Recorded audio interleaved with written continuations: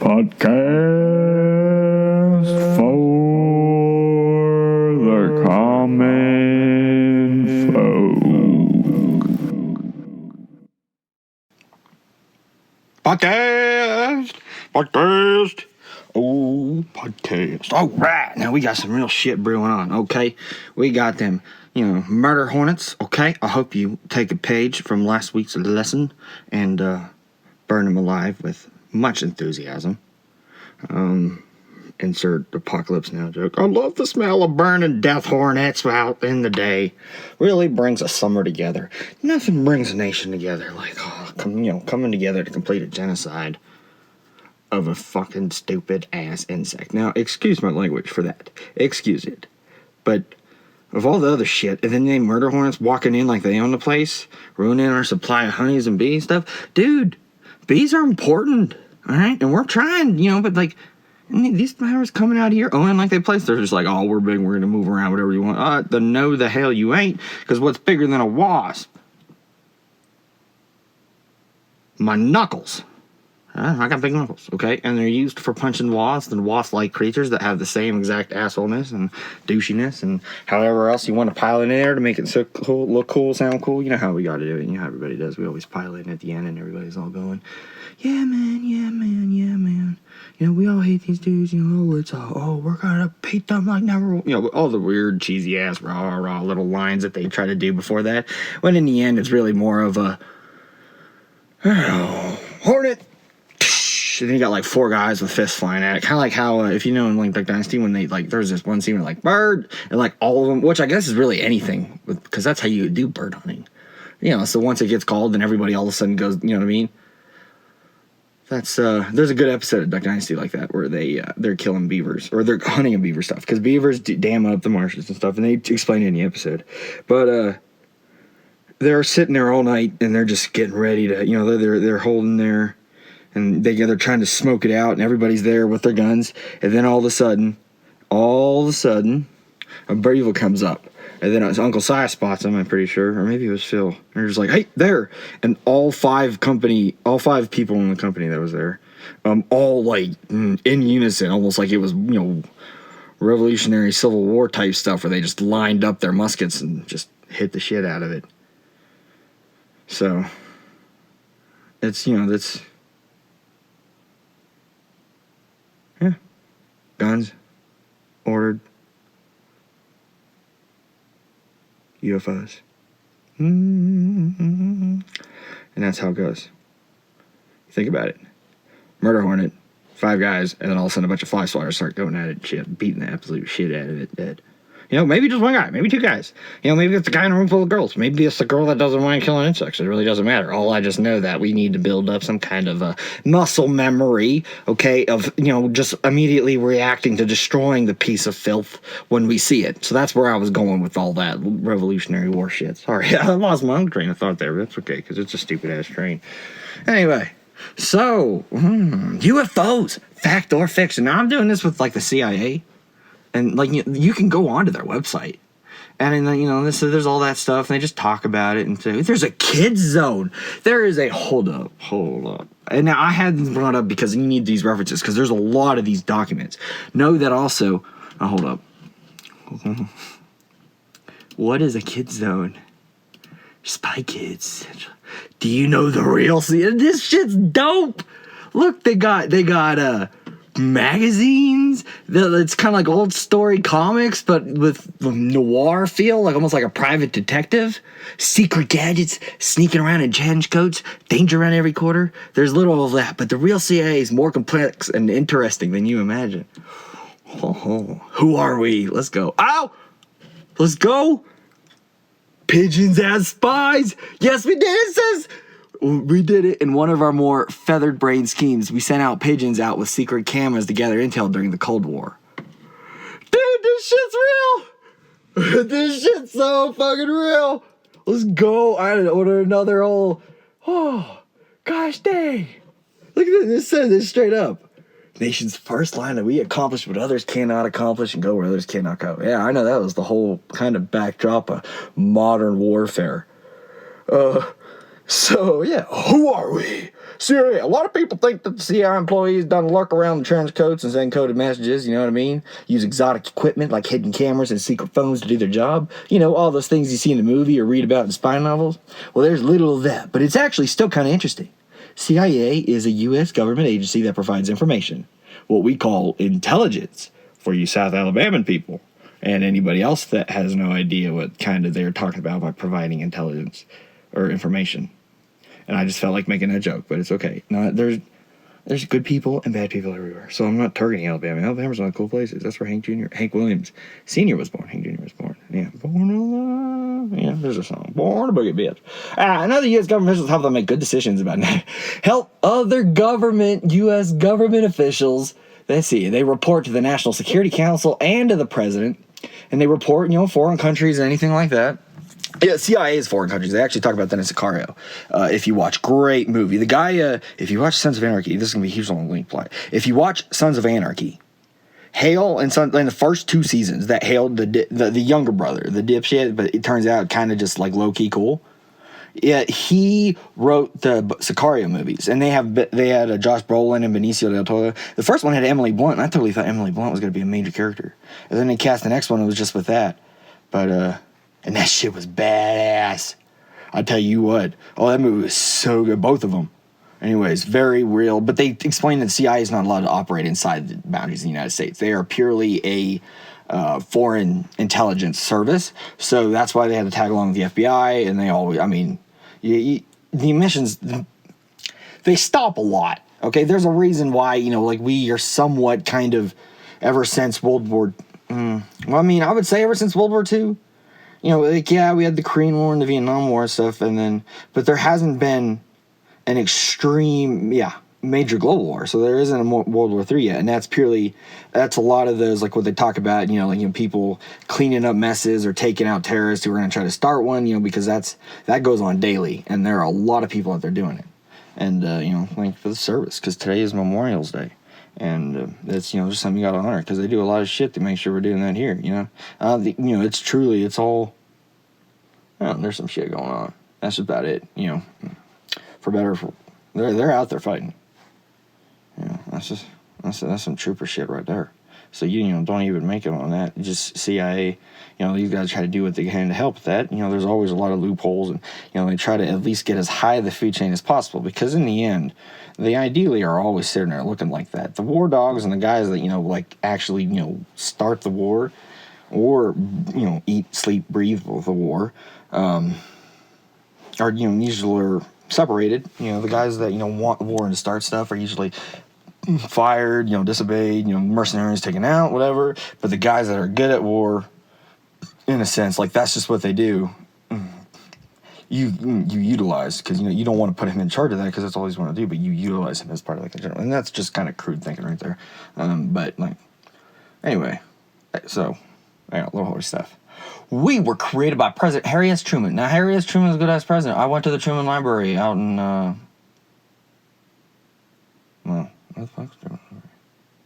I went to the Truman Library, that's all you need to do. And National Security Act of 1947, he wanted to create a central hub to coordinate all of Americans' intelligence services. That's why we were called the Central Intelligence Agency. Okay. And Harry S. Truman wasn't, so this was interesting, because Harry S. Truman wasn't a bad guy. He Roosevelt, FDR, had that in New Deal, then World War II, and which is another thing I like to talk about with people, and it's true. And they're like, because after Woodrow Wilson and stuff, economy crashed, and everybody's just like, well, these people need to do something. Now, there was evidence, and that is usually a long haul, is that there is, and I've taken classes with macroeconomics and type stuff, there usually is a long kind of aggregate curve. There's a curve that you follow, and it follows a calculation to the rhythm and repeats the symbol, and so the economy was going to bounce back. Probably could have bounced back really strong too. But also keep in mind that news information and conveyor and knowledge of that stuff, it wasn't exactly well known or well received. And I'm not talking about well received like they hated it, more just like a lot of people didn't know what was going on, especially once the Depression started, because then you had a lot of, hitchhikers and shit. So that was going on. And, people just trying to, keep on working. And they kept going, and he had to put in New Deal politics, which helped, but also, like, oh, why don't we start using the government for a lot of stuff? But people needed help then, and that's kind of how the government had to act. Oh, and just that's how it was, and then Japs bombed Pearl Harbor. We had all this stuff going on, and had to, FDR imprisoned Japanese people in California and stuff. And people say it's like concentration camps. And there's a book, Farewell to Manslaughter, I think, and it wasn't pretty, but know that it wasn't like they were being mass executed, and it was, there was. People at first to bring it up like that, and first of all, I think that was kind of a shitty way to go about it, but not also understanding what other way there would be to go about it. I mean, like Japan just raided Pearl Harbor. They're destroying people in the Pacific right now. Like, they're in China, mass murdering. If there's any spy or something in the United States or on the coastline, that could have been... And that's why they have to do it. You have to take that chance, because there's no way of knowing each individual. But anyway... There's no way of knowing each individual. So, he had to do that. I don't know. It's just one of those things where it's just like it happened. This is a violent war, and you can't take all chances. And it wasn't because of them being Japanese, and it was just a hatred towards that. I mean, it was because, but it was war started it. It's not like before the attack on Pearl Harbor we had Japanese in concentration camps, because we didn't. It was after Pearl Harbor. So, I want to say concentration. It wasn't even that. It was a camp, whatever. They were doing horrible shit. We did some horrible shit back, but also they were raiding China. And in the end, that's kind of how that kind of aggression started. But we're all cool now for right now, and that's just how it goes. But anyways, Harry Truman followed Roosevelt. And after Roosevelt died of a brain aneurysm, looked up at his secretary, and he's just like, my head hurt. And that fucker just gone. Not much warning either. Kind of like when I'm like, we're driving in a roadside car and just be like, hey, Mom, I think I'm going to throw that. That's the equivalent here. Harry Truman was the one that made the decision about dropping the atomic bombs on Japan. And he also convinced MacArthur not to drop bombs on China, because that was another thing during the Korean War. Now, that was, we ended it and saved a lot of lives that, we would have lost if we went into that engagement. But we'll probably lose more now in the next war, of which there probably will be. I'm not saying that they should have done it at all. I think there's always a chance that they can work it out, but that's just one of those things that happens. But Truman was a hustler. He knew what he was doing. White-ass stuff. And created by him. The nation's first line of defense. Where did we get the intelligence? Well, all kinds of places. Damn, these guys are interesting. I tell you what, they made this shit kid-friendly. Once we figure out an issue of national security concern to our government, we look for ways to collect information about the problem. Tons of different methods. They're not going to do the real ones, mainly because the real ones are the ones that, any terrorist that tries to hack in and look in, or any terrorist just, compromised individual that can log on and, look at this website and see this, they're going to, that's just kind of the 101. But I also know that, it could be also like, well, we're just so good at collecting information like this that even if you do know how, we'll find a way. And it's probably a little bit of both. They recruit people in foreign countries to provide information, translating foreign newspapers, magazine articles, radio shows, TV programs. Study images taken by satellites, cracking codes, secret messages. After we collect the information, our expert intelligent analysts who try to figure out what really happening, why it's happening, what might happen next, what it means for our country. It's like solving a giant jigsaw puzzle.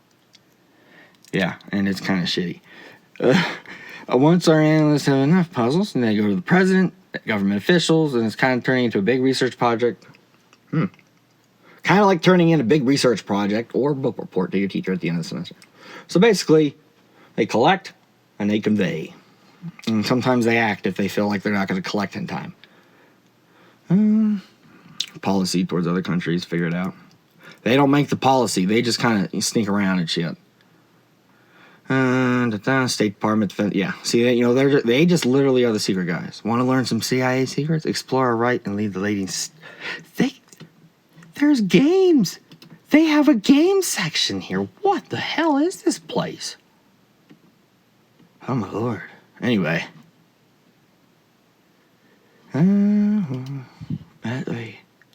Pigeons. They've officially admitted it. This is insane.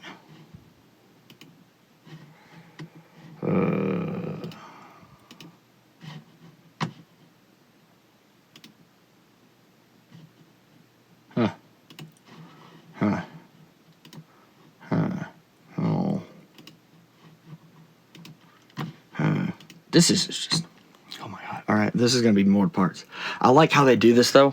Most of the documents concern CIA reportings of UFO sightings and foreign press and intra-agency memos about how the agency handled public inquiries about the UFO sightings.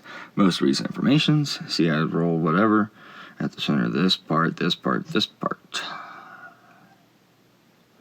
So, this is getting interesting. Recent sighting of unexplained objects. Alrighty, presidents. Attachment. Recent sightings of... And this is all part of the Freedom of Information Act. You can go and look at this. Now, I'm probably going to be put on a... I don't know. They spy. But it's also like... It's not like I'm doing anything. I'm just here to see what this looks like. Oh, this is cool!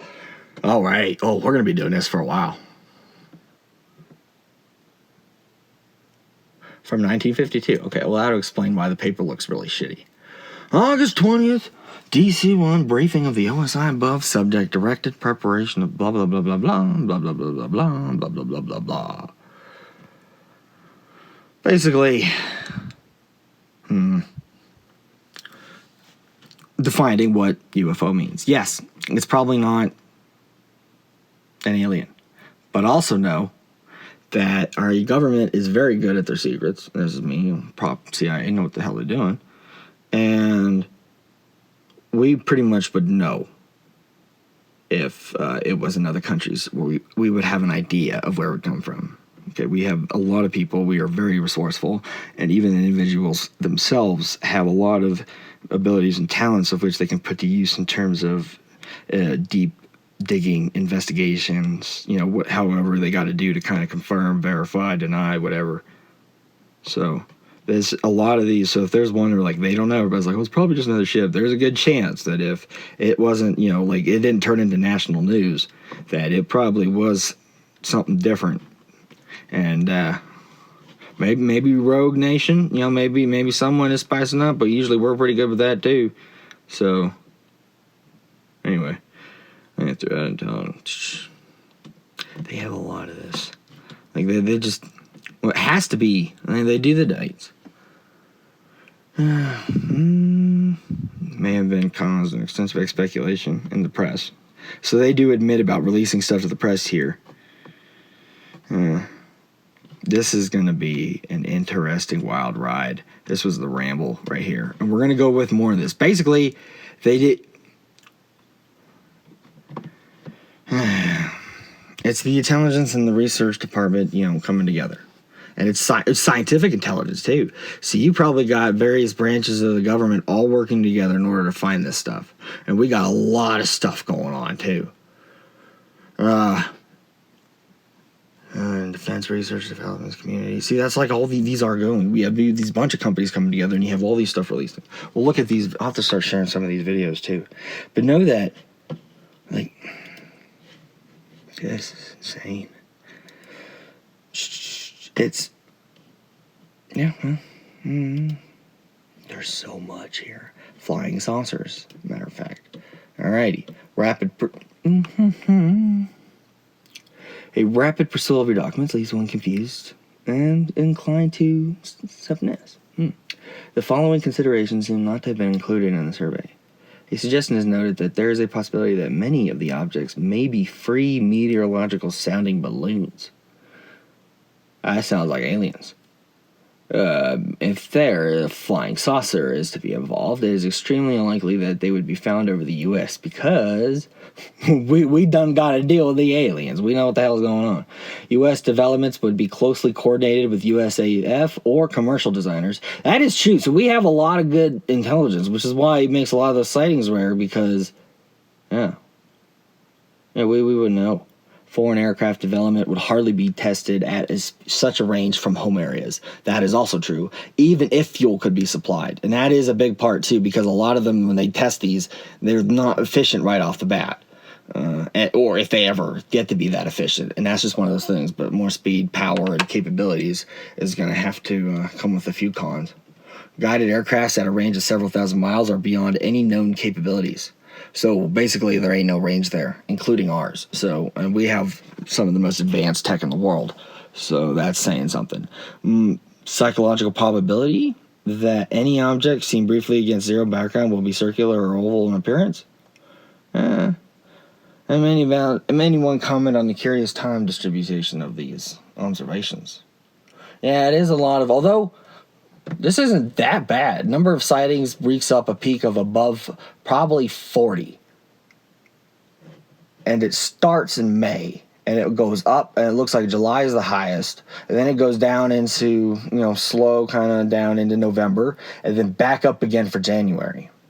So that's summer stuff. I bet you damn straight. That's just because we are outside, who sees the UFOs? Rednecks. What do the rednecks do during the summer? Mud and piss around and party and drink all night and stuff. So UFO sightings, if they are going to are going to be right there. You know what I mean? And maybe it is a drunk redneck just spouting bullshit, or maybe it ain't. But all I do know is that there will be a considerable more amount of people outside in these summers than there are any of these other months, especially in the more colder areas and stuff. Or else you just live in a hot-ass desert and you can be outside whenever the hell you want. But, interesting. And that stuff goes up. So probably not an alien, but not an alien. All right. Podcast for the common folk. We'll have more CIA for you next week.